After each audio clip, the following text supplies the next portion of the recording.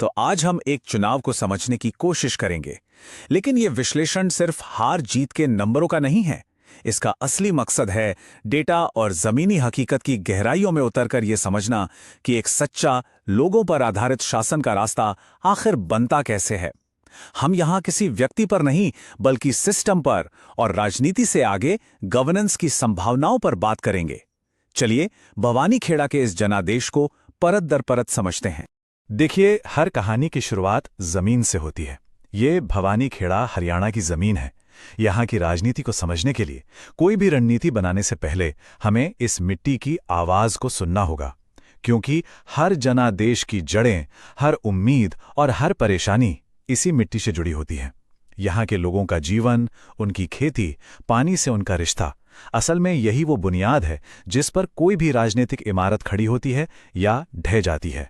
आज हमारी ये पूरी पड़ताल इन पड़ावों से होकर गुजरेगी। हम जमीनी हकीकत से शुरू करेंगे, फिर 2024 के जनादेश के आंकड़ों को डिकोड करेंगे। इसके बाद फैसले के कारणों का विश्लेषण करेंगे, पिछले 7 चुनावों की याद को ताज़ा करेंगे और इन सब की बुनियाद पर शासन के लिए एक ब्लूप्रिंट तैयार करेंगे। और अंत में हम आगे के रास्ते पर बात करेंगे। तो चलिए शुरू करते हैं हमारे पहले पड़ाव से, जमीनी हकीकत, यानी उस मिट्टी की नब्ज को पकड़ना जहां से हर फैसला जन्म लेता है। कहते हैं ना कि किसी भी जनादेश की फसल काटने के लिए पहले मिट्टी की सरगोशियों को सुनना पड़ता है। ये सरगोशियां हैं क्या? ये हैं लोगों की रोजमर्रा की जिंदगी, उनके बच्चों का भविष्य, उनकी फसल का दाम, उनके युवाओं की नौकरी की चिंता और उनके स्वाभिमान की लड़ाई। देखिए, राजनीति सिर्फ नंबरों का खेल नहीं है, ये इन गहरी भावनाओं और जरूरतों को समझने की कला है। अब जमीन की भावनाओं से निकलकर जरा आंकड़ों की ठोस दुनिया में आते हैं, क्योंकि सच कहूं तो आंकड़े ही भावनाओं को एक चेहरा देते हैं। वो खुद एक कहानी कहते हैं और किसी भी रणनीति की शुरुआत इन्हीं आंकड़ों की ईमानदार समीक्षा से होती है। 21,779 ये सिर्फ एक नंबर नहीं है, ये 2024 के चुनाव में जीत और हार के बीच का फासला है। चुनावी गणित में ये एक बहुत बहुत बड़ा अंतर है। ये इस बात का साफ संकेत है कि हवा का रुख एक तरफा था और हारने वाले पक्ष के लिए चुनौती कितनी गहरी और सिस्टमैटिक है। अब जरा वोट शेयर पर नजर डालिए, तस्वीर और भी साफ हो जाएगी। बीजेपी को 52% से ज्यादा वोट मिले, जबकि कांग्रेस लगभग 38% पर रह गई। यह सिर्फ एक जीत नहीं थी, ये एक निर्णायक, एक तरफा जनादेश था।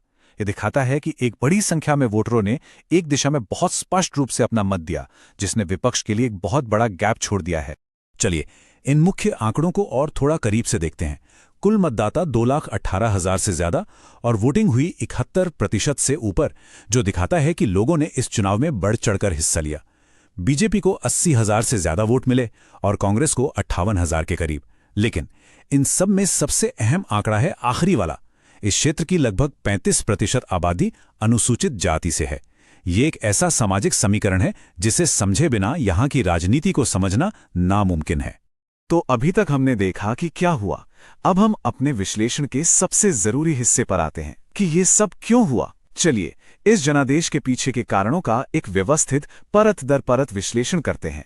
तो सवाल ये है कि वो कौन सी बाहरी और अंदरूनी ताकतें थीं, वो कौन से फैक्टर्स थे जिन्होंने 2024 के नतीजों को ये शक्ल दी। इसका जवाब किसी एक कारण में नहीं, बल्कि कई वजहों के एक जटिल ताने बाने में छिपा है।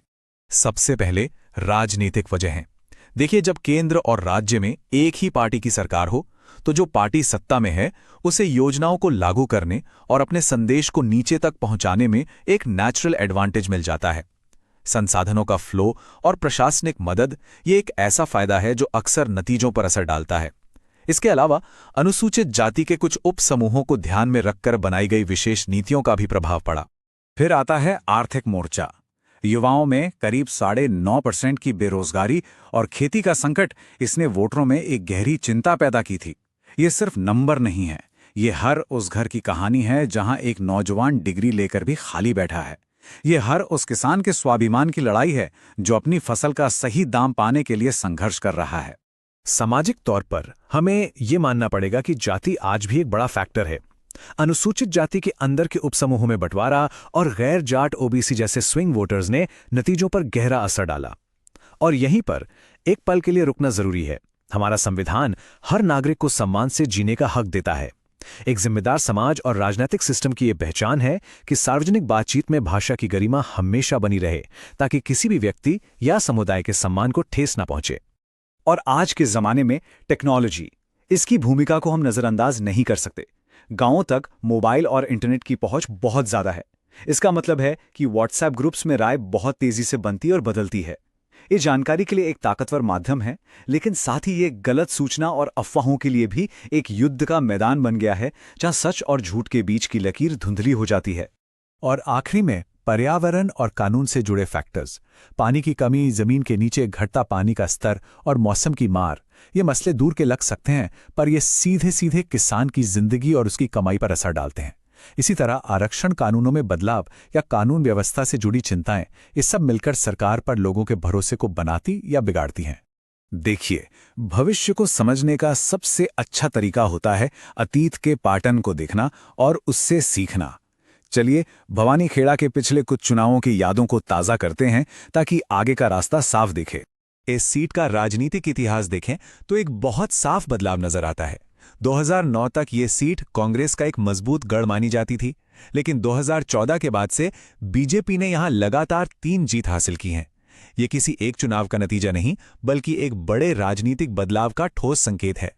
और जब हम इन नंबरों की गहराई में जाते हैं तो ये कहानी और भी खुलकर सामने आती है। 2005 में देखिए, कांग्रेस को 56% से ज्यादा वोट मिले थे और बीजेपी का वोट शेयर 2% से भी कम था, मतलब ना के बराबर। और आज लगभग 20 साल बाद बीजेपी 52% पर है। ये बीजेपी के जमीनी स्तर पर लगातार उदय और उसी समय में कांग्रेस के वोट शेयर में आई बड़ी गिरावट को साफ साफ दिखाता है। तो अब तक हमने समस्या को समझा, उसकी जड़ों को देखा। अब बात करते हैं समाधान की।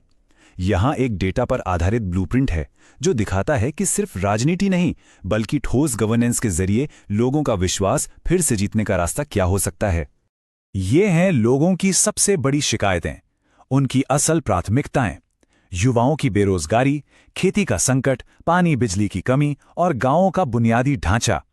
इन्हें सिर्फ राजनीतिक मौके के तौर पर नहीं देखना चाहिए, इन्हें गवर्नेंस की उन नाकामियों के तौर पर देखना चाहिए जिन्हें दूर करना पहली प्राथमिकता होनी चाहिए। वापसी की राह एक अनुशासन, एक प्लान से होकर गुजरती है। पहले 30 दिन जमीनी काम करने, लोगों को सुनने और सही गठबंधन बनाने पर फोकस होने चाहिए। अगले 30 दिन अपनी बात, अपना समाधान लोगों तक सही तरीके से पहुंचाने पर। और आखिरी 30 दिन वोटरों को लामबंद करने और ये पक्का करने पर कि वो वोट देने जरूर निकलें। और ये हैं कुछ ठोस कदम जो उठाए जा सकते हैं। हर गांव और मोहल्ले की जरूरतों को समझने के लिए डिटेल्ड वोटर सर्वे, स्थानीय समुदाय के सम्मानित नेताओं के साथ गठबंधन बनाना, गांव के लेवल पर कार्यकर्ताओं का नेटवर्क फिर से मजबूत करना और संदेश को नौकरियों, कल्याण और स्थानीय विकास जैसे मुद्दों पर ही रखना। और यहीं एक और बहुत जरूरी बात आती है। भारत का जो डीपीडीपी फ्रेमवर्क है वो ये कहता है कि जब भी आप सर्वे के लिए किसी का डेटा लें तो उनकी प्राइवेसी का सम्मान और उनकी साफ सहमति, ये सबसे जरूरी है। विश्वास इसी नींव पर बनता है। तो अब हम अपनी इस बातचीत के आखिरी पड़ाव पर हैं। इस सारे विश्लेषण के बाद आगे का रास्ता क्या है और राजनीति से परे असली मकसद क्या होना चाहिए? ये जो आंकड़े हैं ये नहीं कहते कि ये कोई स्थायी हार है, नहीं, ये एक गहरे डिस्कनेक्ट की तरफ इशारा करते हैं।